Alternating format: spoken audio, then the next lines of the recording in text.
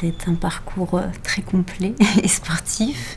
On passe un master à la fin de l'année. Donc on a des cours de droit, des cours d'art, histoire de l'art, management, comment monter un dossier de production. On participe à beaucoup de spectacles. Il y a 5 créations par an et puis à peu près 8-9 reprises.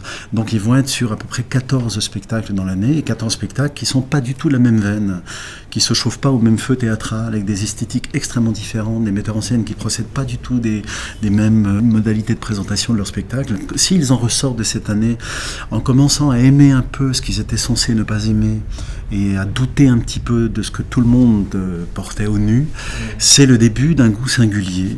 C'est super d'avoir ça juste après l'école, parce que ça vous projette dans le travail tout de suite. Si j'avais eu ça, moi, en tant qu'élève, quand je sortais du conservatoire, je l'aurais fait.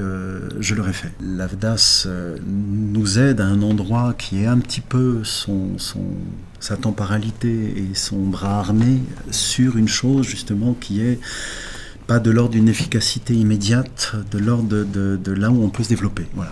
Et on sait à quel point dans nos métiers, on n'apprend pas parce qu'on fait, c'est de la maïeutique tout ça dans nos métiers. On apprend d'autant plus qu'il n'y a pas d'échéance. L'échéance nous profile toujours. Quand il n'y en a pas, il y a quelque chose qui se développe dans des sens qu'on ne pouvait pas prévoir et qui nous enrichit. Donc je pense que c'est là où ce partenariat est pertinent.